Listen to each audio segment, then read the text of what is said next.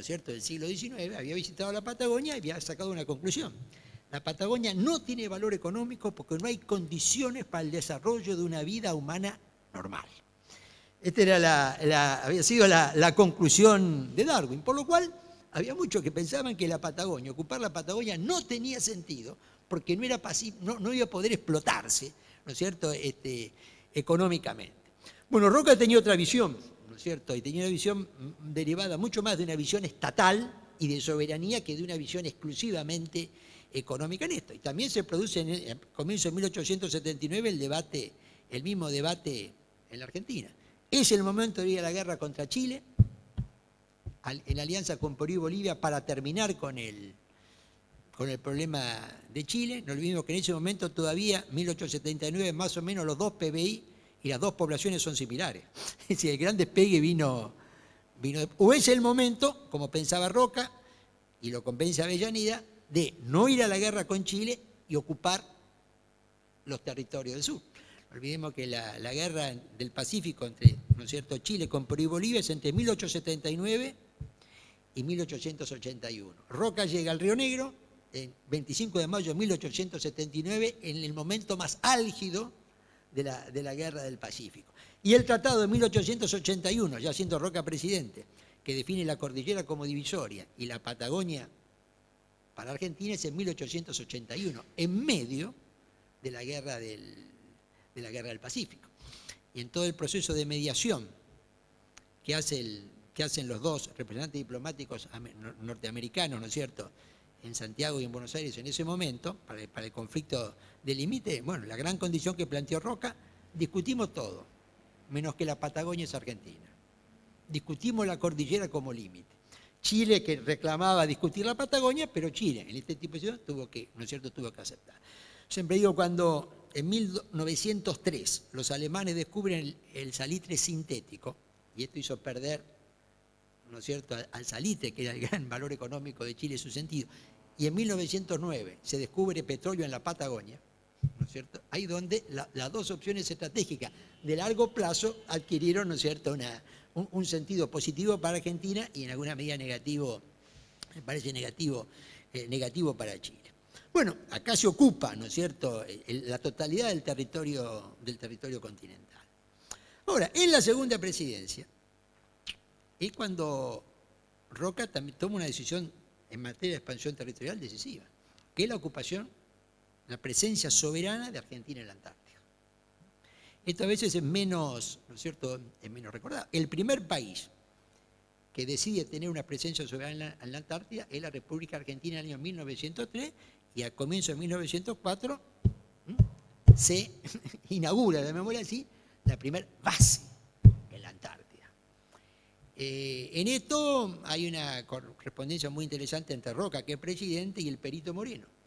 Perito Moreno, nuestro gran, ¿no es cierto?, que había sido perito en los conflictos de límite con Chile, perito por la parte argentina, estaba agregado a la Embajada Argentina en Londres. Y estaba agregado a la Embajada Argentina en Londres porque estamos en un momento donde la corona británica es mediadora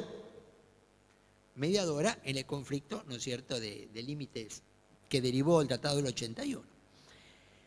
Y ahí Moreno empieza a obtener, nosotros habíamos tenido ya el rescate, ¿no es cierto?, en ese momento de la expedición en la Antártida que había, de la expedición noruega, con lo cual ya había habido una acción argentina, pero no estaba claro. Ningún país había tomado la decisión de tener una presencia permanente soberana en la Antártida. Y el Perito Moreno, ¿no es cierto?, toma contacto con un emprendimiento privado británico que además había intentado, ¿no es cierto?, tener una presencia en la Antártida, que la habían abandonado y la habían dejado porque, ¿no es cierto?, consideraban, ¿no es cierto?, que esto no tenía sentido económico estar ahí en la Antártida. Y Moreno le propone a Roca comprar esa especie de asentamiento que habían abandonado los británicos. Y esto pasa a ser, ¿no es cierto?, y la Argentina es el primer país que tiene esta presencia soberana en la Antártida. Bueno, no sabemos qué va a pasar en el futuro, sí podemos conjeturar, ¿no es cierto? Esto, si uno lo pone en el territorio, en el mapa oficial de la Argentina, acá se agregó digamos, la pretensión de soberanía, bueno, podemos discutir, ¿no es cierto? Para mí es soberanía efectiva suspendida por el Tratado Antártico, soberanía efectiva suspendida. Pero, ¿qué va a pasar con la Antártida en el largo plazo? Bueno, en el largo plazo no lo conoce nadie. Sí sabemos lo que está pasando en el Ártico. Eso sí lo sabemos, lo que está sucediendo en el Ártico. Y en el Ártico lo que ha sucedido en estos últimos 7 años es que todos los países ribereños del Ártico, que tenían reclamo de soberanía sobre el Ártico, se pusieron de acuerdo y se repartieron el océano Ártico. El reparto del océano Ártico tiene que ver con ¿no es cierto?, con el subsuelo y la posibilidad de explotar los recursos naturales en el subsuelo del Ártico. Los cálculos sobre recursos naturales en el subsuelo del Ártico, bueno, digamos, es decir, son muy variables, o por lo menos es muy variable la información pública respecto a esto, pero los primeros que, ¿no es cierto?, pese al conflicto de Ucrania, hoy, ¿no es cierto?, la empresa estatal petrolera rusa con la Exxon americana están explorando el subsuelo, por más que el resto de los países, lo que pasa es, claro, ahí está Estados Unidos y Rusia, más Islandia, ¿no es cierto?, de Dinamarca, Suecia, Canadá, Noruega, ¿no es cierto? No es inexorable que lo que pasa en el Ártico va a pasar en la Antártida. Pero, y esto yo siempre lo discuto con los diplomáticos, no podemos descartar, porque la historia nos muestra que cuando los intereses en materia internacional, sobre todo los intereses económicos, adquieren una relevancia mayor, normalmente el sistema normativo se adapta al interés y no a la inversa. Y una estrategia de largo plazo el Tratado Antártico tiene. Por eso digo, bueno, esa ocupación, 1903-1904 de la Antártida, del territorio antártico, en el largo plazo, 2040, 2050, 2060, yo creo que probablemente sea un interés nacional de primer orden. Y todos hoy, me parece que tenemos claro que el sentido hoy de largo plazo de la presencia británica en Malvinas está mucho más vinculado al futuro de la Antártida que a la pesca o incluso a los hidrocarburos, ¿no es cierto?, en el entorno. Y acá cito esto, ¿por qué?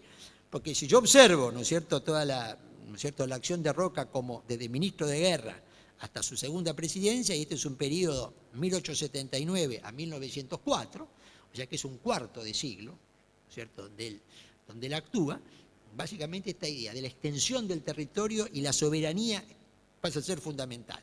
Insisto, más como concepto de soberanía estatal que como interés económico, ¿no es cierto?, económico directo. Por eso se crean los territorios nacionales, donde el Estado Nacional se hace cargo de administrar, gobernar, poblar, enseñar, a costa del Estado Nacional, porque esto era la política de largo plazo.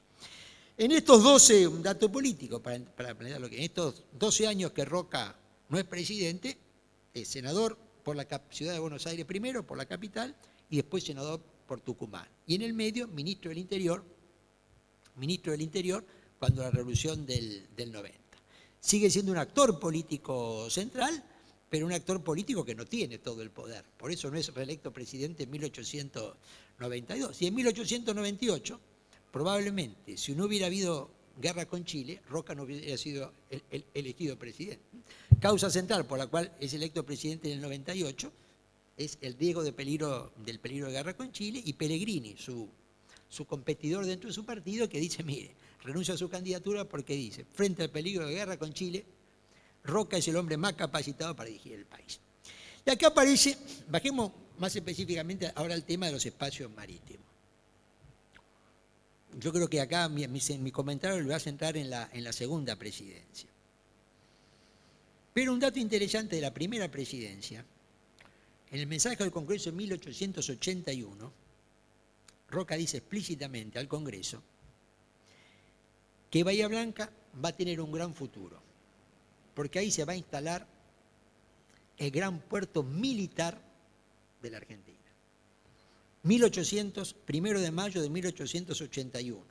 Como ese mensaje también informa la instalación en Puerto Deseado del primer depósito de carbón y alimentos para abastecer la flota, ¿no es cierto?, hacia el sur.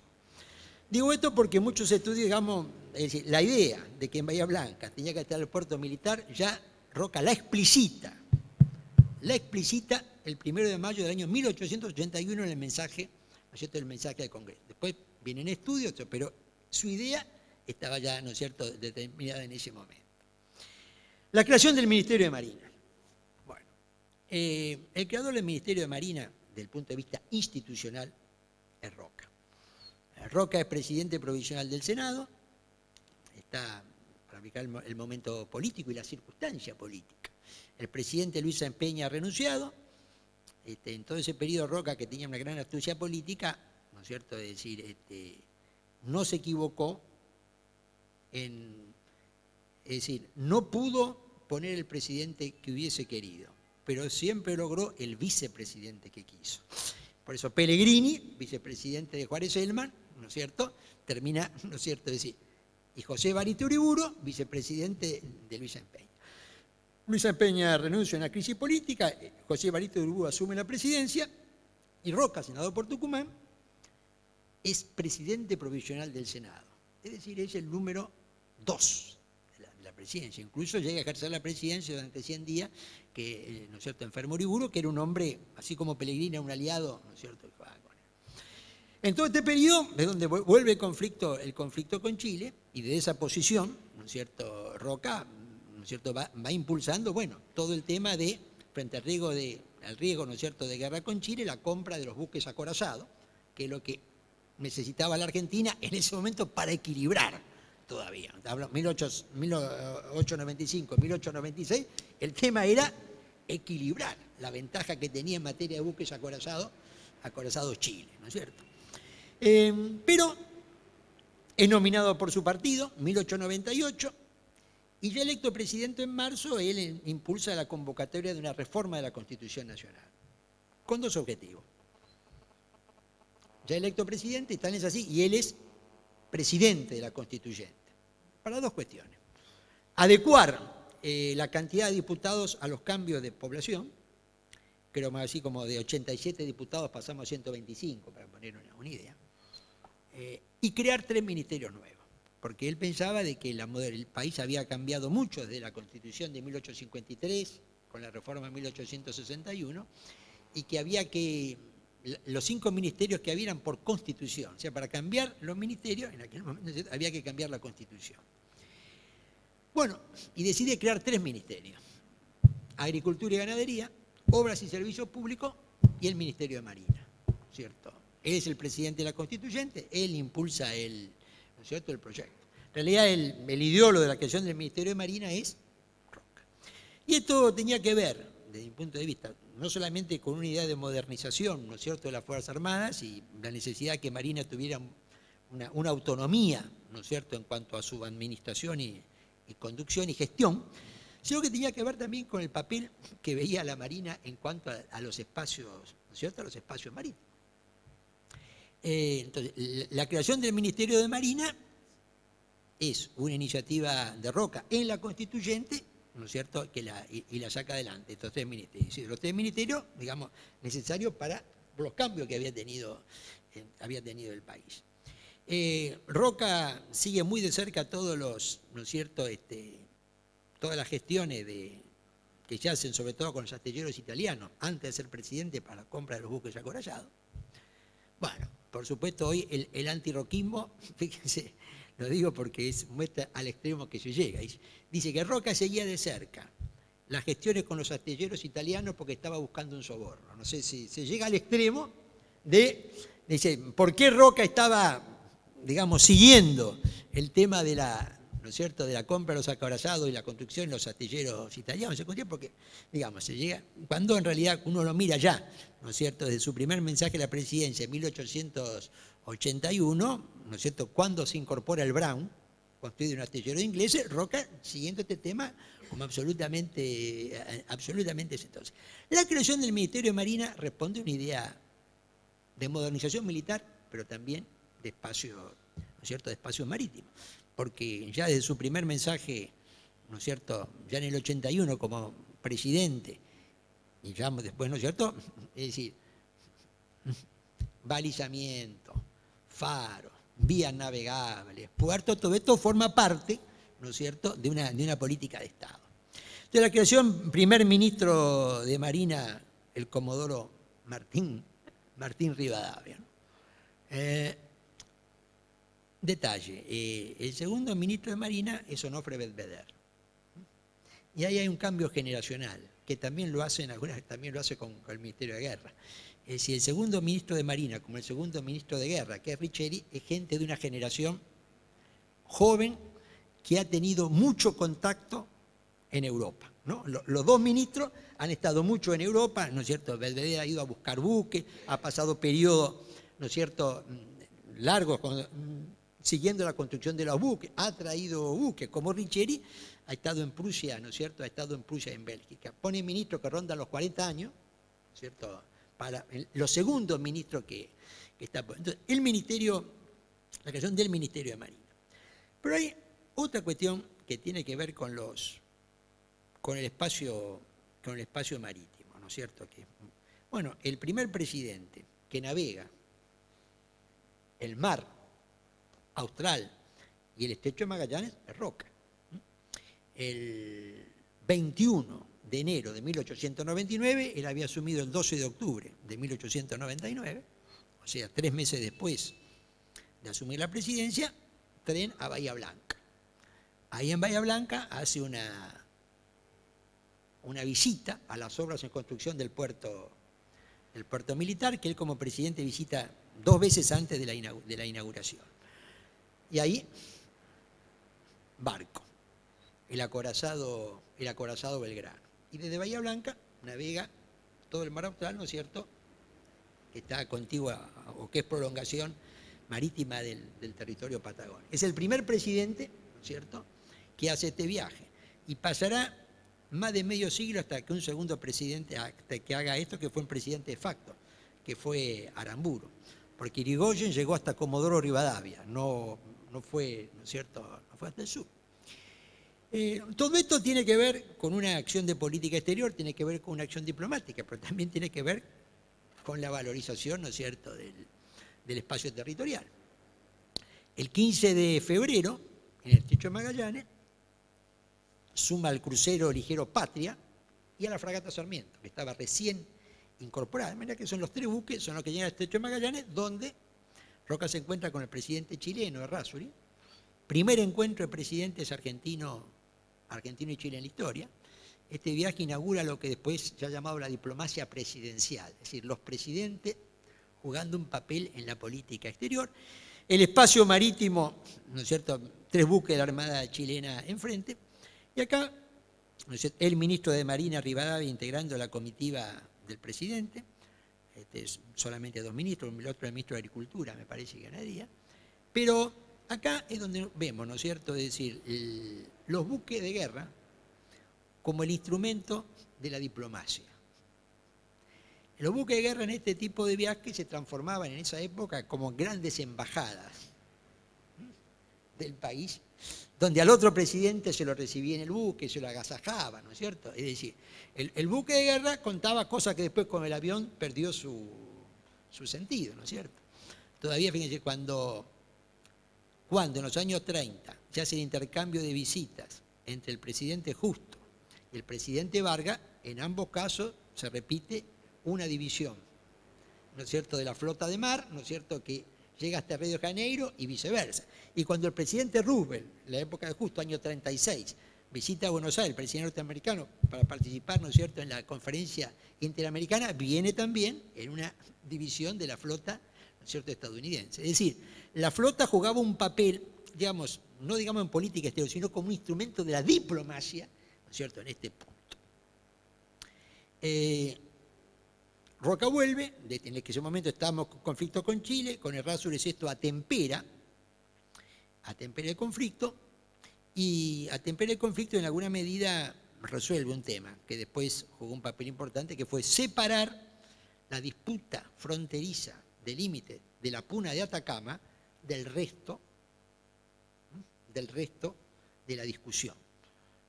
Él acuerda, ¿no es cierto? Bueno, se acuerda ahí, la Puna de Atacama es otra cosa. Separémoslo, queda bajo el arbitraje británico la discusión del límite de la cordillera, y pasa al arbitraje